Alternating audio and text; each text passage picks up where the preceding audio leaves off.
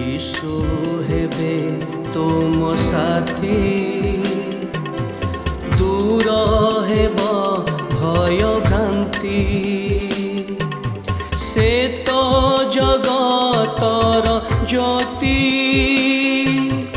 अंधकार हेब इति। प्रात ज्योति, प्रात ज्योति, जीवन जला प्रात ज्योति। प्रिय दर्शक बंधु नमस्कार। ख्रीष्ट सम्मिलित मंडली भुवनेश्वर आनुकूल्य नियमित प्रसारित होता विशेष कार्यक्रम प्रात ज्योति, यही प्रात ज्योति कार्यक्रम को आपण को स्वागत करुच्ची। आपण नियमित यह कार्यक्रम देखुंट एवं ईश्वर ठारू आशीर्वाद प्राप्त होउछंती आपण एवं आपणकर परिवार। से आम बहुत बहुत आनंदित एवं प्रभु को धन्यवाद दो, आपण को मध्य कृतज्ञता ज्ञापन करुछु।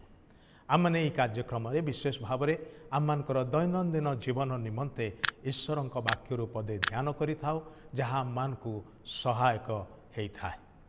तेबे प्रिय बंधु, आज आमर से विशेष प्रसंग नहीं कि आग को बढ़िया विश्वस्त बंधुता, ईश्वर परायण बंधुता, जो बंधु आमर सुखरे दुखरे आम सहित ठिया हुंती। ईश्वर चाहती आपण एवं मु अन्यमान प्रति से प्रकार बंधु हेउ। आमर प्रभु जीशु निजे से बंधु हवा निमंते मनुष्य रूप नहीं कि जगत को आसिले। थरे से गोटे दृष्टांतर कथा कहले। से जड़े पथिकर विषय कहले। जड़े पथिक जेरुसलाम नगरु जिरिहो नगर आड़ को से पादरे चली चलिकी जाउथिबा समय बाटरे डकायत मान हाबुड़े पड़ा। डकायत माने ता पाखे थिबा सब जिनिस तो लुटि नेले, केवल सेतिकी नुहे ताकू माड़ मारी दरमरा अवस्था ताकू पकई देकी चलीगले। आउ सेते बेले सही बाट देकी से जड़े जाजक जाउथिले, किंतु जाजक बड़ व्यस्त थिले। तांकर मंदिर रे उपासना करिवार समय हे आसुथिला। आउ से निजर व्यस्तता को देखिकी ए लोकटा को देखिले, किंतु किछि करले नाही, से पार होइकी चलीगले। तार किछि समय परे तांकर आसिस्टेंट आसिले, जड़े लेवीय व्यक्ति। से मध्य देखिले समय हो जाउची, मो पाखरे समय नाही कहिकी से मध्य तांको सेही अवस्था रे छाड़िकी चलीगले। किछि समय तारे जड़े समीरणीय पथिक आसिले। से देखिले अरे जड़े लोक केमिति पड़ी अवस्था रे, से बंची ना मरीची। पाखकू जाइकी देखिले जे से बंची, किंतु दरमरा अवस्था रे, क्षत विक्षत अवस्था रे, साहाय्य करिया पाई केही नाही। से सांगे सांगे तार घास सबरे पट्टी बांधिले, निजे आनिथिबा गध उपरे तांको बसैकी से नगर को नहीं गले एवं से तांकर चिकित्सार व्यवस्था कले। पुणी सेठारे कहीदेले यांकर सेवा शुश्रूषा कर, जहा किछि खर्च हेले मो बहन करिबी। से प्रतिश्रुति देकी गले, तांकर जत्न नेले। प्रभु यीशु गोटे बड़ प्रश्न पचारिले जे तीन जन व्यक्ति जो माने से बाट दे गले, से दरमरा होइकी पड़िथिबा लोक पाई प्रकृत बंधु किए? तेबे उत्तर होची कौन?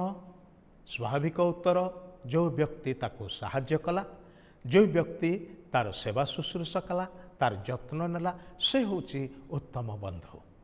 याको आम माने उत्तम समीरणीय कहानी नाम जानू।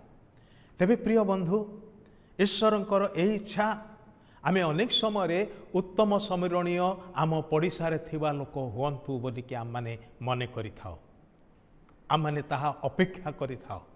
किंतु प्रभु चाहती आमे से ही उत्तम समीरणीय आउ कहा पाई हेउ।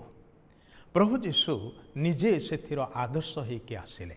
से तांकर वाक्य रे कथा कहिसंती, जहाँ मु पढ़िया पाई चाहूँगी। जोहन लिखित सुसमाचार तार 15 अध्याय 13 पदरु 15 पद पर्यंत। आपणा बंधु मान निमंते निज प्राण दान करने अपेक्षा काहारी आउ अधिक श्रेष्ठ प्रेम नाही।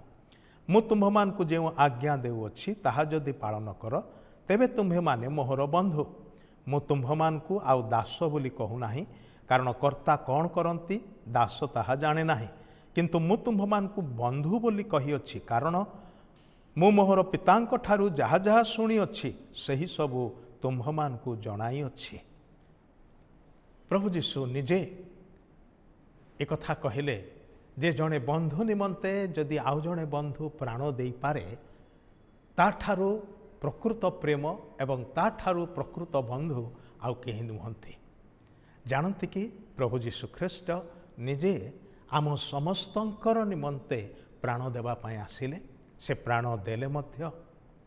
ଆଉ ସେ କହିଲେ ତାହାଙ୍କର ଶିଷ୍ୟମାନଙ୍କୁ, ମୁଁ ତୁମକୁ ଦାସ ବୋଲି କହୁନାହିଁ, ମୁଁ ତୁମକୁ ବନ୍ଧୁ ବୋଲି କହୁଅଛି।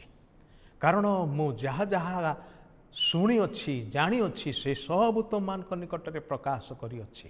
ଜଣେ ଦାସ କର୍ତ୍ତା ଯାହା ଜାଣିଛନ୍ତି ସବୁ ବିଷୟ ସେ ଜାଣେ ନାହିଁ, ତାଙ୍କୁ କୁହା ନ ଯିବା ପର୍ଯ୍ୟନ୍ତ ସେ କିଛି ଜାଣେ ନାହିଁ।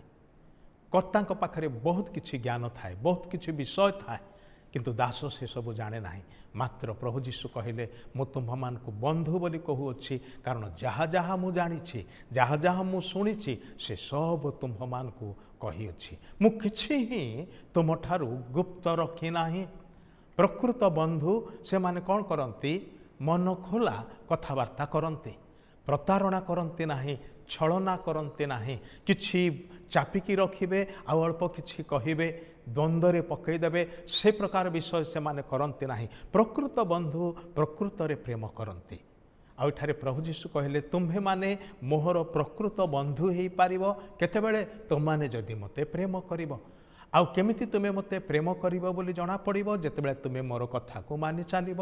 ଏଇଟା ହେଉଛି ସତ କଥା। ଜଣେ ବନ୍ଧୁ ତାର ବନ୍ଧୁର କଥାକୁ ମାନିଥାଏ। ସେଥିପାଇଁ ସାଧାରଣତଃ ଆମମାନେ ବନ୍ଧୁମାନଙ୍କର ପରାମର୍ଶ ଲୋଡ଼ିଥାଉ। ବିଭିନ୍ନ ସମସ୍ୟାର ସମ୍ମୁଖୀନ ହେଲା ବେଳକୁ, ବିଶେଷ ସିଦ୍ଧାନ୍ତ ନେଲା ବେଳକୁ ଆମମାନେ ପରାମର୍ଶ ଲୋଡ଼ିଥାଉ ଆମମାନଙ୍କର ଉତ୍ତମ ବିଶ୍ୱାସଯୋଗ୍ୟ ବନ୍ଧୁମାନଙ୍କ ଠାରୁ। ତେବେ ଉତ୍ତମ ବିଶ୍ୱସ୍ତ ବନ୍ଧୁତା କେତେ ଜରୁରୀ ଅଟେ, ଏହା ପ୍ରଭୁ ଯୀଶୁଖ୍ରୀଷ୍ଟଙ୍କର ଜୀବନରେ ଆମମାନେ ଆଦର୍ଶ ସ୍ୱରୂପ ଦେଖୁଛୁ। ସେ ଆମ୍ଭମାନଙ୍କୁ ବନ୍ଧୁ ଭାବରେ ଗ୍ରହଣ କରୁଅଛନ୍ତି। ଯଦି ବା ଜାଣନ୍ତି ଆମମାନଙ୍କର ଦୋଷ ଦୁର୍ବଳତା ସବୁ, ଯଦି ବା ଜାଣନ୍ତି ଆମମାନେ ଭଲ ଲୋକ ନୋହୁଁ, ତଥାପି ସେ ଆମମାନଙ୍କୁ ପ୍ରେମ କରି ଆପଣାର ବନ୍ଧୁ ଭାବରେ ଗ୍ରହଣ କରନ୍ତି। ଲୋକମାନେ ତାଙ୍କୁ କହିଲେ ସେ ପାପୀମାନଙ୍କର ବନ୍ଧୁ ଅଟନ୍ତି। ଆଉ ସତ କଥା, ପ୍ରଭୁ ଯୀଶୁ ପାପୀମାନଙ୍କର ହିଁ ବନ୍ଧୁ ଅଟନ୍ତି। ସେମାନଙ୍କୁ ପାପରେ ପଡ଼ି ରହିବା ପାଇଁ ଦେବା ପାଇଁ ବୋଲିକି ନୁହେଁ, ସେମାନଙ୍କର ପାପର ସହଭାଗୀ ହେବା ପାଇଁ ବୋଲି ନୁହଁ, ବରଂ ପାପରୁ ସେମାନଙ୍କୁ ଉଦ୍ଧାର କରିକି ଧାର୍ମିକ ବ୍ୟକ୍ତିରେ ପରିଣତ କରିବା ପାଇଁ, ଈଶ୍ୱର ପରାୟଣ ବ୍ୟକ୍ତିରେ ପରିଣତ କରିବା ପାଇଁ, ତାହାଙ୍କ ପରି ଲୋକ କରିବା ପାଇଁ ସେ ଆମମାନଙ୍କୁ ନିଜର ବନ୍ଧୁ ଭାବରେ ଗ୍ରହଣ କରନ୍ତି। ଯଦି ଏ ପର୍ଯ୍ୟନ୍ତ ପ୍ରଭୁ ଯୀଶୁଙ୍କର ବନ୍ଧୁ ହେଇନାହାନ୍ତି, ଆଜି ହିଁ ତାହାଙ୍କ ନିକଟରେ ନିଜକୁ ସମର୍ପଣ କରିଦିଅନ୍ତୁ। କୁହନ୍ତୁ, ହେ ପ୍ରଭୁ ତୁମେ ମୋର ବନ୍ଧୁ ହୁଅ, ମୋତେ ତୁମର ବନ୍ଧୁ କରିକି ଗ୍ରହଣ କର। ମୋର ଜୀବନକୁ ତୁମେ ସଜାଡ଼ି ଦିଅ, ନୂଆ କରିଦିଅ, ଆଶୀର୍ବାଦ କର। ଏହି ପ୍ରାର୍ଥନା କରିବେ କି ଏବଂ ନିଜକୁ ସମର୍ପଣ କରିବେ କି? ଆସୁ ପ୍ରାର୍ଥନା କରିବା। ପ୍ରିୟ ପ୍ରଭୁ, ତୁମେ ଆମମାନଙ୍କର ପରମ ବନ୍ଧୁ, ଉତ୍ତମ ବନ୍ଧୁ, ଆମମାନଙ୍କ ପାଇଁ ଆପଣାର ପ୍ରାଣ ଦେଇ ପ୍ରେମ କରିଅଛ। ପ୍ରଭୁ, ତୁମର ପ୍ରେମର ପାଲଟେ ଆମେ ତୁମକୁ କିଛି ଦେଇପାରୁନା। ଆମେ ନିଜକୁ ସମ୍ପୂର୍ଣ୍ଣ ସମର୍ପଣ କରିଦେଲେ ବି ତାହା ଯଥେଷ୍ଟ ହେବ ନାହିଁ, କାରଣ ତୁମେ ଧାର୍ମିକ, ପବିତ୍ର, ତୁମେ ଈଶ୍ୱର ଅଟ।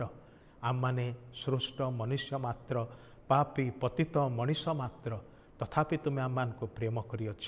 ତୁମର ବନ୍ଧୁ ସାଜି ତୁମର କଥା ମାନି ବଞ୍ଚିବା ପାଇଁ, ଚାଲିବା ପାଇଁ ସାହାଯ୍ୟ କର। ଏହି ପ୍ରାର୍ଥନା ପ୍ରଭୁ ଯୀଶୁଖ୍ରୀଷ୍ଟଙ୍କ ନାମରେ ଉତ୍ସର୍ଗ କରୁଅଛୁ। ଆମେନ୍। ଧନ୍ୟବାଦ। ପ୍ରଭୁ ଆଶୀର୍ବାଦ କରନ୍ତୁ।